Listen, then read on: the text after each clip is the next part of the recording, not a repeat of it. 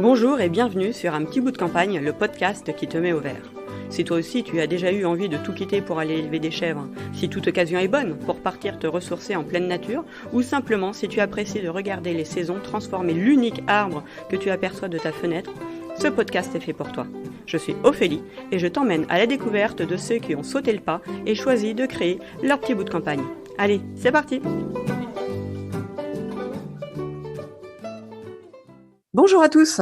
Tout le monde n'a pas la chance d'avoir un jardin avec une maison, mais tout le monde a le droit à son petit bout de campagne. Et aujourd'hui, je vous emmène en Autriche, à Vienne, à la découverte du balcon jardin que va nous présenter Valérie. Bonjour Valérie, bienvenue dans ce podcast. Bonjour Ophélie. Peux-tu te présenter? Oui, alors j'écris sur le blog Mon Balcon Jardin depuis quelques années. Donc, comme tu l'as déjà dit dans ton introduction, je suis expatriée aussi. Ça fait bientôt 20 ans que j'habite à Vienne en Autriche. Mais j'ai toujours eu un peu la nostalgie d'avoir un jardin, d'avoir un peu de verdure autour de moi, même si en même temps j'aime la ville. Donc, pour moi, habiter complètement à la campagne, je crois que c'est quelque chose, je suis pas sûre que ça me plairait vraiment, mais j'aime, le mélange de la ville et de la verdure, on va dire. Donc pour moi, cultiver un balcon, ça me permet d'avoir ce contact avec la nature et je partage mes expériences, mes trucs, astuces, pour aménager un balcon, pour, le cultiver sur mon blog et voilà. Donc c'est une passion que j'ai, depuis des années et que j'aime partager. Ouais, ton blog est super fourni. D'ailleurs, tu fais aussi des podcasts, donc j'invite Oui, tout le monde à aller les écouter. Et en plus, tu as écrit un guide pour débuter pour cultiver les balcons. Je mettrai en lien de toute façon dans la description du podcast ton site pour que tout le monde puisse aller super. voir. C'est vraiment très enrichissant. Et c'est vrai que tout le monde n'apprécie pas forcément d'être loin de la ville. Certains aiment faire les magasins, aiment voir du monde, aiment socialiser, aiment aussi pouvoir se déplacer toute la journée à pied et lâcher la voiture, ce qui n'est pas trop faisable quand on habite à la campagne. C'est vrai. Donc, c'est vrai que c'est quelque chose d'intéressant de pouvoir retrouver de la verdure proche de soi. Et toi, c'est ce que tu proposes. Exactement. Heu, L'avantage, d'avoir un balcon ou une terrasse, c'est que c'est certainement, ça représente moins de travail qu'un vrai jardin, je dirais, même si on peut faire un vrai jardin de son balcon ou de sa terrasse. Ouais. En général, parce que c'est des surfaces un peu plus réduites, donc c'est moins contraignant. Même si la culture d'un balcon ou d'une terrasse demande des techniques, un peu particulières. Et en même temps, c'est vraiment au pied de sa porte. Donc, on a juste à ouvrir une porte et on est dehors. On Ouais. sort de son salon ou de sa chambre et on est déjà à l'extérieur. Donc c'est très appréciable.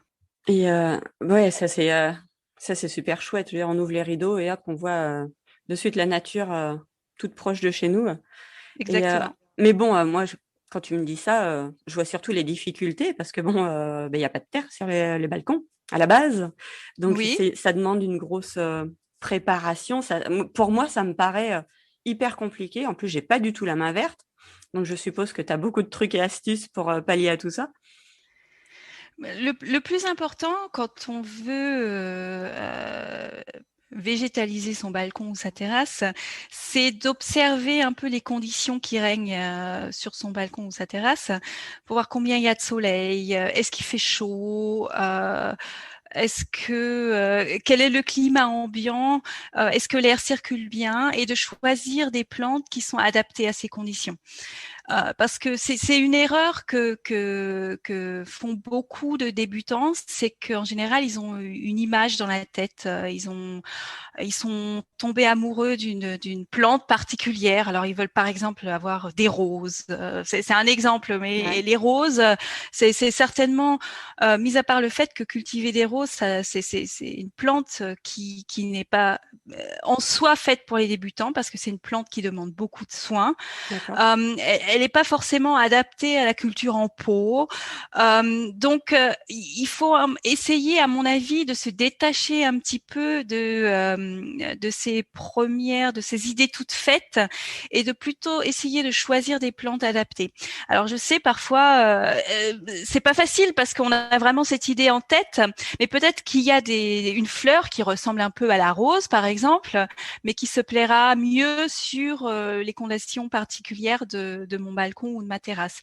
Parce que finalement, à la fin, c'est mieux d'avoir une plante qui n'est pas exactement celle qu'on voulait au début, mais qui prospère et qui fait de belles fleurs et qui nous réjouit en même temps que d'avoir un rosier qui est complètement qui a du Moche. mal à survivre, voilà, qui est moche, voilà. Donc c'est à mon avis c'est ça le plus important, c'est le critère de réussite le plus important, de savoir et d'observer un petit peu les conditions particulières autour de soi. Parce qu'effectivement, sur un balcon en général, le volume de terre est assez limité. Ouais. Donc, on peut pas choisir des plantes qui ont un volume trop important. Bon, tout dépend de la taille du balcon ou de la terrasse, mais en général, dans un On est pot, limité. voilà, on est limité. En général, il fait chaud, en général, il y a du vent. Donc tout ça, ce sont des conditions particulières à observer et qu'il faut prendre en compte. Mais en choisissant les plantes en conséquence, elles peuvent très bien pousser aussi. Et puis, bon, il faut essayer. Faut faire ses expériences. Il faut voir ce qui marche et ce qui marche pas. C'est rare de trouver dès la première année, je dirais, les plantes qui fonctionnent ou qui prospèrent dès le début. Parfois, on a de la chance, mais parfois, il faut expérimenter un petit peu. Ouais, parce que j'imagine qu'il faut, bref, faut réussir à être un peu raisonnable entre ses attentes et ce Ouais, qu'on peut réellement faire. ouais, Et puis, ça, on va pas faire la même chose avec un balcon de 20 mètres carrés ou un petit balcon de 2 mètres carrés, un ouais. balcon qui est exposé plein nord, un qui est plein Mhm, sud. exactement. Évidemment, c'est plein de caractéristiques à prendre en compte par rapport à ses attentes et du coup, faut faire attention, ouais, aussi par rapport à son savoir-faire, à son Ouais, niveau ouais, de maîtrise. Parce que tout moi à qui fait. suis complètement novice, je vais pas, comme tu disais, prendre un rosier. Il faut adapter, c'est vraiment son balcon jardin à Ouais. soi, à son niveau, quoi. Ouais, je pense qu'il faut commencer par des plantes assez simples d'entretien. Par Qui exemple, hein. demandent, par exemple, si on pense à un potager, par exemple, on peut commencer par faire pousser de la salade, des aromates ou les tomates. Les tomates même poussent très bien sur les balcons Ouais. et poussent très bien en pot, plutôt que commencer par des choses comme, je sais pas, les carottes, les melons, les choses comme ça, qui demandent plus de soins, plus de savoir-faire. Au niveau des plantes, des fleurs, on peut commencer aussi par des annuelles comme les tagettes, les œillets, les choses comme ça, qui demandent peu de soins. Même la lavande, bon, si on a un balcon un peu exposé au soleil. La Ouais. lavande, c'est une plante super facile d'entretien parce que bon, si on oublie de l'arroser, elle nous en veut pas trop. Voilà, parce qu'il y a des plantes, si tu oublies de les arroser une fois, ben elles s'en remettent jamais en fait. Ouais. Donc ça, si en plus tu sais que tu t'es pas là, t'es peut-être pas là tous les jours, tu as beaucoup de travail, faut y penser aussi. Comme il fait chaud et sec sur un balcon, soit il faut réfléchir à une solution d'arrosage automatique. Ouais.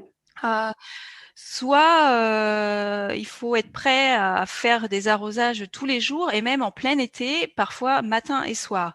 Donc c'est quand même une contrainte.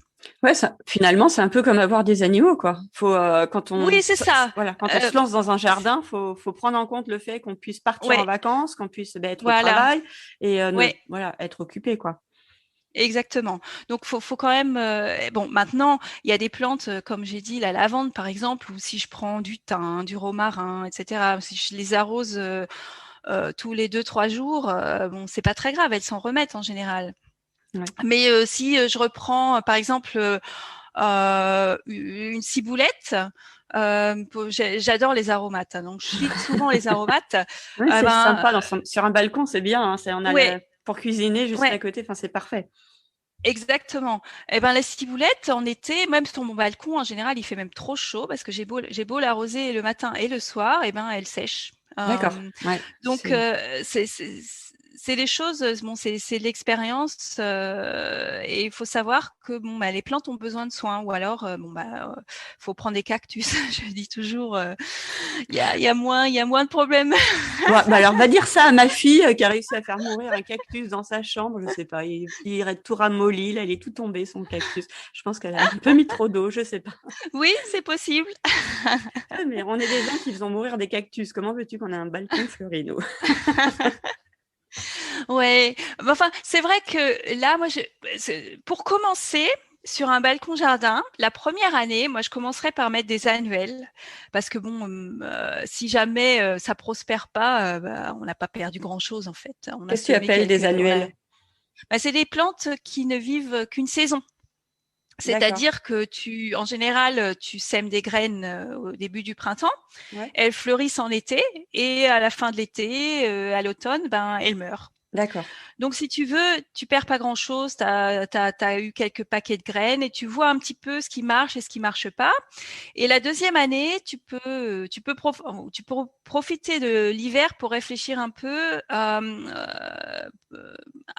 quelle plante tu pourrais installer l'année suivante en prenant des vivaces. C'est-à-dire les vivaces, c'est des plantes qui reviennent tous les ans. C'est genre les bulbes comme les tulipes? Par exemple, mais par exemple la lavande c'est une Ah vivace, oui, aussi. c'est-à-dire que elle résiste à l'hiver. Alors il y a des vivaces qui disparaissent l'hiver, c'est-à-dire que elles font plus de feuilles, mais elles repoussent au printemps suivant. Ouais. Et si tu as choisi des plantes qui sont adaptées, eh bien, en gros, tu as beaucoup moins de travail, en fait, parce qu'elles reviennent tous les ans. Ce que tu as besoin de faire, c'est de remettre un peu de compost, pour améliorer un petit peu la terre, ou même les rempoter si c'est des petits pots. Mais t'as pas besoin de refaire toutes les plantations sur ton balcon ou sur ta terrasse tous les ans. Donc, c'est quand même un avantage quand on n'a pas beaucoup de temps. C'est très appréciable parce que dès la deuxième année ou la troisième année, je dirais, eh t'es un balcon jardin qui s'entretient tout seul entre guillemets. Hein. Le jardin sans entretien n'existe pas. Hein. Ça c'est clair. Ouais, faut arrêter de croire que c'est. Ou alors on met des plantes en plastique, quoi. Oui, Faut... c'est ça, c'est ça. Mais et du coup aussi, je suppose que c'est pas mal aussi des plantes vivaces comme ça parce que il y a un coût aussi financier. Un jardin des Oui, plantes, c'est pas gratuit non plus. Donc oui, c'est aussi l'intérêt de pouvoir que ça repousse d'année en année, c'est plutôt oui, chouette. c'est ça, oui, ouais, c'est ça. Soit, bon, après, tu peux. Ce qui est amusant aussi, surtout avec les enfants, je trouve, c'est de récolter ces graines et de les replanter l'année suivante. Ça marche bien avec les aromates aussi. Par exemple, le persil, surtout sur un balcon où il fait chaud, il a tendance à fleurir en été. Donc, tu récupères les graines, tu les laisses sécher et au printemps suivant, tu les replantes. Et si tu as choisi les bonnes graines, il faut faire attention, il faut prendre des graines reproductibles, etc. Et ben l'année suivante, tu as à nouveau un persil et qui ne t'a rien coûté du tout. Voilà. Ben, je t'avouerai que je ne sais pas du tout à quoi ressemble une fleur de persil. Non, mais c'est vrai, parce qu'on les achète déjà soit en pot, là où il y a juste à les couper, paf, paf, et puis voilà, Ouais, moi, j'arrive pas à les faire repartir, donc voilà. Soit on les achète les épices sèches, quoi, coupé. voilà.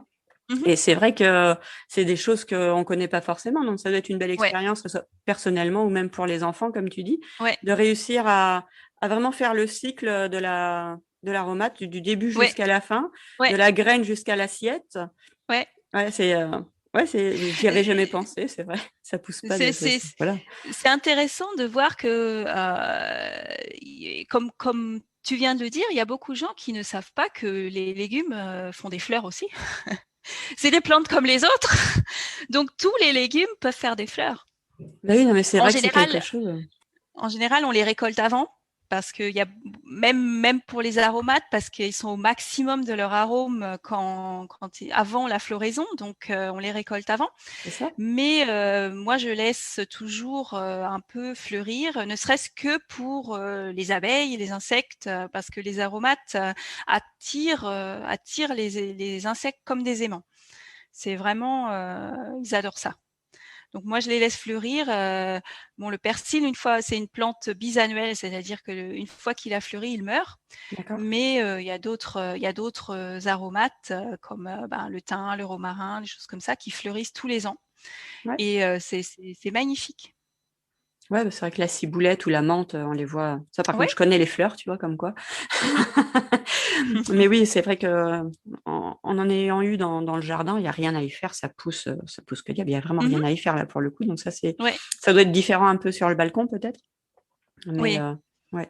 Et en parlant d'insectes, ça me fait rebondir. Est-ce qu'il y a justement, vu qu'on parle de balcon, il y a des insectes qu'on n'aime pas forcément voir, genre les moustiques ou quoi? Est-ce que tu as des conseils on voit beaucoup passer des choses, des plantes à planter, voilà, pour éviter les moustiques ou telle bête qui nous envahissent. Tu as des conseils comme ça ou pas? Ou c'est pas ton truc parce Hem que finalement, c'est bien que tous les animaux puissent venir et c'est plutôt, Ouais, voilà. moi je te dirais que moi j'ai pas de problème, avec les moustiques sur mon balcon. Ce qu'on peut planter en général, c'est des plantes, qui sentent, assez fort. Par exemple, moi j'ai des géraniums, citronnelles.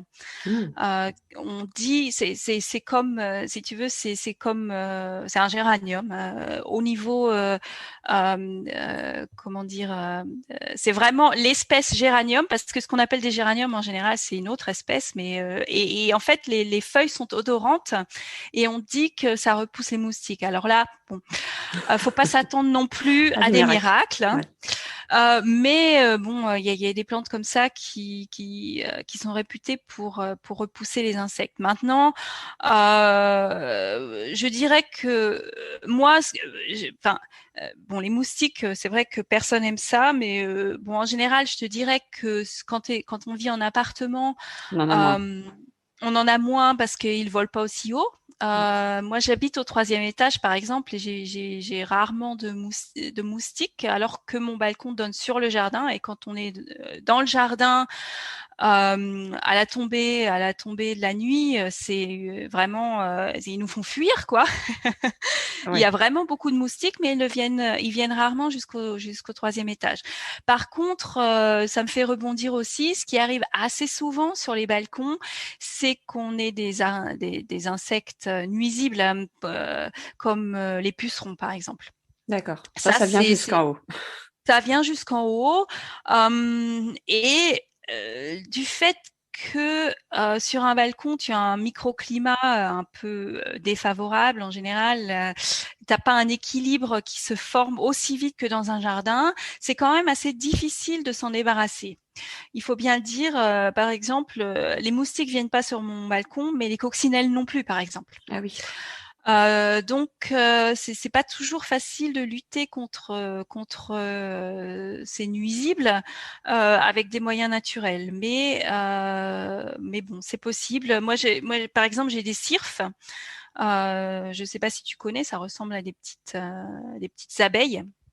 Oui, je vois. Et les larves de cirfes mangent les pucerons, par exemple. Donc D'accord. Euh, Ça demande une attention un peu particulière. Tant que s'il y a 3 pucerons sur une plante, c'est pas très Ouais, grave. Ce qui est grave, c'est quand il y a une invasion vraiment très massive. Moi, en général, je passe comme si mes plantes sont en pot, je les passe sous la douche et c'est bon, ça les débarrasse de la plupart des pucerons. d'accord. Je suis pas, je suis pas, moi, j'utilise pas d'insecticide, je n'utilise pas d'insecticide, je n'utilise pas d'engrais chimiques. Et donc, je laisse faire un peu la nature. J'essaie de pas paniquer. Il y a toujours des petits remèdes pour améliorer un peu la situation, pour essayer de maintenir les plantes en bonne santé, parce que en fait, une apparition d'insectes nuisibles, c'est toujours c'est un symptôme qu'il y a un déséquilibre naturel. Bon, D'accord. comme je disais, sur un balcon, c'est pas toujours facile Oui, de créer un équilibre naturel, mais dès qu'on intervient dans cet équilibre en utilisant des insecticides ou même des insecticides naturels, beaucoup de gens utilisent le savon noir, par exemple, et ben ça crée des déséquilibres. Et ouais. donc, en fait, c'est un cercle vicieux parce que tu n'élimines pas seulement les nuisibles, tu élimines en même temps les insectes auxiliaires.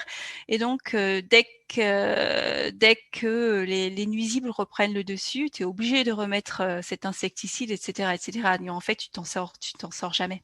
Ouais, c'est ça, c'est un cycle et tu t'en Ouais, vois pas le bout, quoi. exactement. Donc là aussi, c'est pareil, il y a des plantes qui sont moins sensibles aux nuisibles que d'autres, hein. C'est pareil quand on a quand on a des difficultés avec ça, il vaut mieux choisir des plantes qui sont pas trop délicates parce que sinon on s'en sort pas, hein. Ouais. Ouais, j'imagine que ça dépend aussi de la région où on est. Oui, oui. Ça dépend des années aussi, hein. C'est toujours, c'est intéressant de voir que d'une année sur l'autre, les choses peuvent changer. Les plantes se développent plus ou moins bien selon cette année, par exemple. Et c'est intéressant. Cette année, pour moi, les semis ont été super difficiles. Je sème toujours des légumes, des choses comme ça, même des fleurs, et ça a eu du mal à pousser. Et ce qui est intéressant, c'est que mes parents qui vivent en France ont dit exactement la même chose, alors que ils vivent à 1000 kilomètres Ouais, de chez moi, et ils disent cette année, eh bien non, ça pousse pas. Il n'y a pas eu assez de soleil, trop de pluie. Enfin, c'est ça. c'est intéressant de voir ça, aussi de voir, je trouve, on est un peu, sinon on est un peu déconnecté de cette nature et de ces cycles naturels. Même quand on pense aux agriculteurs, tout ce dont ils ont, enfin, tous ces soucis, tous ces problèmes qu'ils ont, ça, ben, nous, c'est à notre échelle, c'est sûr, hein. Si j'ai pas, si j'ai mon pied de haricots qui poussent pas, je vais au supermarché et j'achète mes haricots, hein. Mais c'est vrai que quand on est agriculteur, tout ça, c'est très important. On est très dépendant des conditions naturelles, et ça nous permet enfin, je pense, d'avoir plus de compréhension pour ces choses-là. Ouais, on a un peu le regard, on se dit, ah ouais, nous, c'est compliqué de faire pousser un pied de Ouais, tomate. Alors, ouais. on est un peu plus compréhensif quand on voit les agriculteurs. On se dit, ouais, les prix cette année ont drôlement augmenté. Mais on Mhm. peut aussi se poser la question, ouais, mais bon, moi, mes pieds de tomates, ils sont pas pris cette année. Ça veut dire que ça explique aussi peut-être pourquoi les Ouais, prix ont augmenté. C'est que chez eux, enfin, voilà, les agriculteurs n'y arrivent pas non plus. Et ouais. donc, ça permet, voilà, ça nous remet aussi en situation et Mhm. de comprendre le pourquoi du comment. Ouais. Et, euh, et c'est vrai aussi, quand on préparait le podcast, tu me disais que c'est intéressant de voir le jardin grandir, pousser, que ce soit sur son Mhm. balcon ou ailleurs. Ça permet aussi de se remettre euh, d'un point de vue observateur et de voir la nature évoluer. Une Ouais. plante qui pousse, ça prend du temps. C'est pas du jour au lendemain. On est dans voilà, une civilisation actuelle qui fait qu'on veut Ouais. tout de suite maintenant. Ça va Ouais. très très vite avec les réseaux sociaux, etc. Et là, le jardin vraiment permet de retrouver cette sérénité, ce calme et Ouais. d'observer. Ouais. C'est ça, c'est de voir que notre influence finalement est limitée. J'ai beau vouloir, ce que je disais, c'est que je peux pas tirer sur les brins d'herbe pour qu'ils poussent ou sur ma plante pour qu'elle pousse plus vite. Donc c'est un temps à prendre. C'est un côté méditatif en même temps. De voir ça ralentit, ça nous rapproche de la terre. Enfin, j'ai cette image, mettre les mains dans la terre, on a nos racines, enfin c'est quelque chose qui est très important. Et aussi le cycle des saisons. Il y a beaucoup de gens qui aiment le printemps parce que tout est en fleurs. Bien sûr, c'est une saison magnifique et après il y a les fruits, etc. Mais je trouve aussi que l'hiver, quand la nature est au repos, de voir que le balcon, il y a plus que des plantes mortes entre guillemets. Ça a quelque chose de très méditatif et de très reposant en même temps. Moi j'aime mon balcon à toutes les saisons en fait. J'ai pas besoin d'avoir des fleurs toute l'année. J'aime bien observer aussi cette nature en repos. Et Ouais, je c'est ce trouve que que j'allais dire, le ça repos. c'est vraiment c'est reposant. Voilà, ça nous permet de reprendre notre souffle. On n'est pas saturé de couleurs, de bruit. C'est vraiment, moi je trouve ça super reposant. Oui, ça permet de reprendre un peu de force, de se Ouais, poser, de reprendre un ouais, peu de force pour affronter voilà, le printemps et l'été où on est ouais, très actif, où on sort ouais. beaucoup, on marche beaucoup, etc. C'est vrai que c'est autre chose, on est plus un peu pantouflard, mais Mhm, en fait, c'est la nature qui est comme ça, que ce soit les animaux mhm, qui hivernent ou ou les plantes qui se mettent au repos, c'est le ouais, cycle naturel. Et ouais, finalement, c'est bien de réussir à le suivre un petit ouais, peu. Mm. ouais. Exactement, ouais. Et puis bon, c'est sûr que d'avoir un balcon, ça permet de voir, d'observer la nature bien au chaud de l'intérieur, assis sur son canapé. Ouais, c'est pas C'est mal. agréable, mais c'est très important. C'est une technique qui existe dans certains pays, par exemple au Japon, où ils placent. En Europe, on a tendance à mettre les fenêtres de nos maisons de façon géométrique sur la façade, c'est bien aligné, c'est symétrique. Alors qu'au Japon, ils mettent, enfin traditionnellement, je dirais, Oui, ils placent les fenêtres là où ils ont une belle vue. d'accord. Donc, si ils ont vu sur un jardin ou par exemple, sur un balcon avec des belles fleurs ou des fruits, eh bien, on regarde dehors et on a cette vue qui nous réjouit en fait, qui nous met de bonne humeur, on est fier peut-être de son travail. C'est quelque chose qui nous permet de l'intérieur d'observer la nature et l'extérieur. Et je trouve que c'est une grande chance d'avoir ça. Donc moi, même je dis, même si on n'a pas de balcon, si on a juste peut-être un rebord de fenêtre, c'est super important de mettre une petite jardinière avec un peu de verdure pour avoir cette vue. Parce que c'est prouvé aussi scientifiquement que la couleur verte, ça marche même avec une affiche. Hein. Je dis c'est mieux avec des vraies plantes, mais ça marche aussi avec des photos. La couleur verte est apaisante. Ouais, c'est vrai. Euh, c'est magique. Et puis c'est vrai que de toute façon, je veux dire, on peut aller visiter beaucoup de bureaux. Quand les gens ont la possibilité, on retrouve souvent au coin d'un bureau une plante, que ce soit un bulbe, une jacinthe, parce que c'est tout Ouais, simple, etc. Donc, que ce soit une ouais, grande plante, un gros ficus mhm, benjamina là, énorme qu'on ouais. a dans les halls ou qu'on a dans les salles d'attente. C'est quelque chose ouais, qui attire, qui repose. On Mhm, observe et c'est très agréable d'avoir ça. ouais.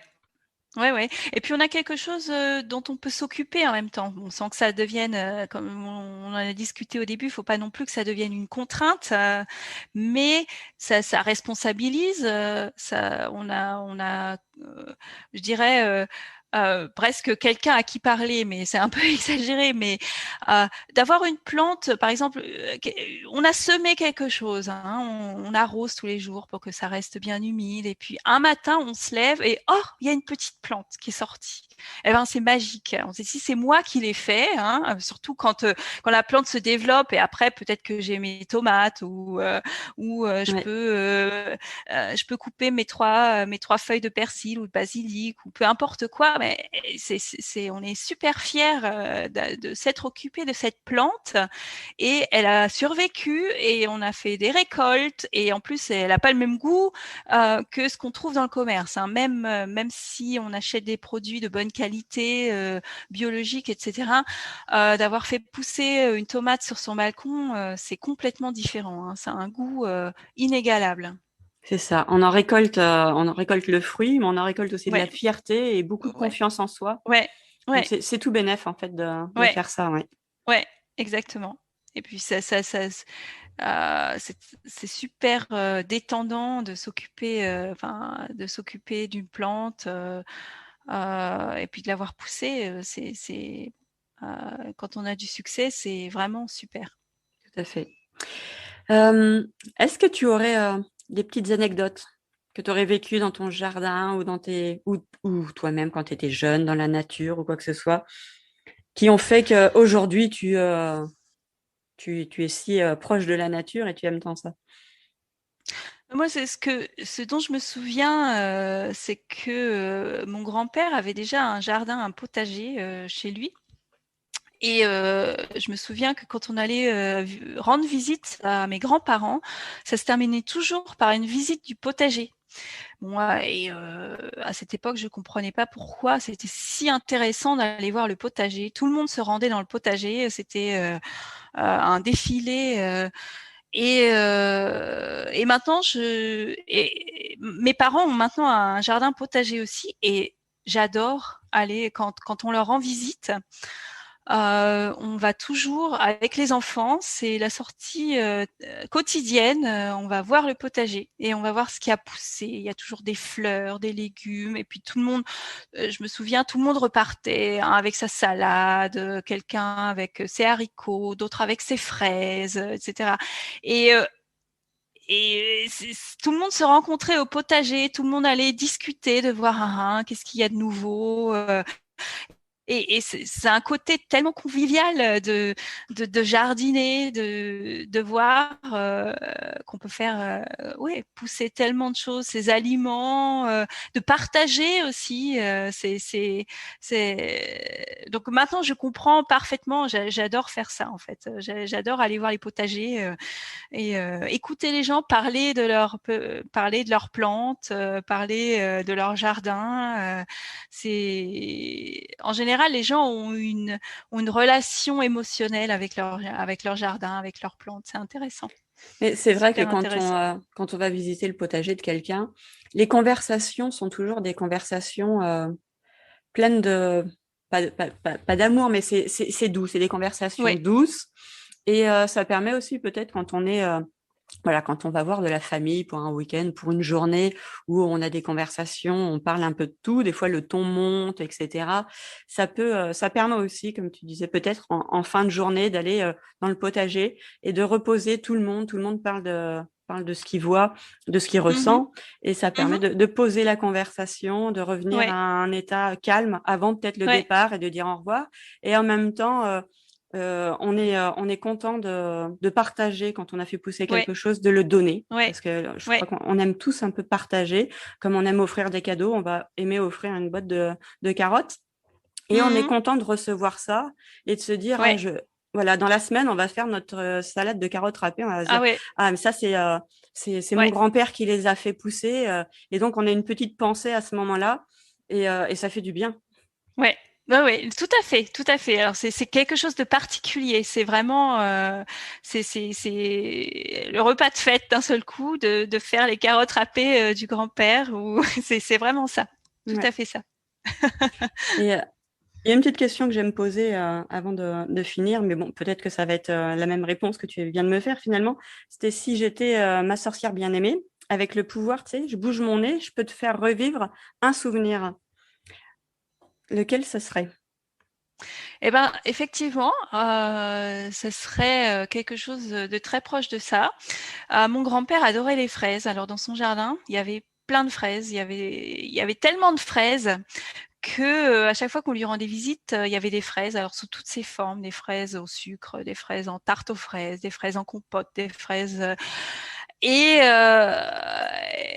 j'aimerais bien pouvoir remanger les fraises de mon grand-père parce que à cette époque, on savait pas apprécier. En fait, à chaque fois qu'on allait lui rendre visite, il y avait des fraises. Alors tout le monde était là, oh non, pas encore des fraises. Alors, t'imagines ça, pas encore des fraises, alors que maintenant, si je pouvais avoir les fraises de mon grand-père tous les dimanches, ça serait vraiment magique. C'est vrai. On aimerait tous avoir des fraises à volonté. Ouais, exactement. Non, ça c'était vraiment super. C'est un chouette souvenir d'aller manger les fraises directement dans le jardin en plus. Ouais, quand on est enfant, directement les prendre et les manger, frotter un peu la terre qu'il y a dessus. Ouais. Et s'entendre dire mais attention, il y a des chats ou quoi, faut les laver, faut les passer sous l'eau. Oui, on n'a pas le temps, on a plein la bouche, plein le t-shirt, mais c'était très bon. Oui, c'est ça. Exactement. En tout cas c'est quelque chose de vraiment particulier, le jardin, et de pouvoir l'avoir sur son balcon, c'est quelque chose de... Tout le monde n'a pas la chance de pouvoir faire ça, on n'a pas tous des balcons, mais quand on peut, ça peut être quelque chose vraiment de... Je sais pas comment dire le terme, bienfaisant. Ça fait du bien en tout cas. Ouais, tout à fait. Tout à fait. Non, mais c'est vraiment, c'est reposant, c'est enrichissant,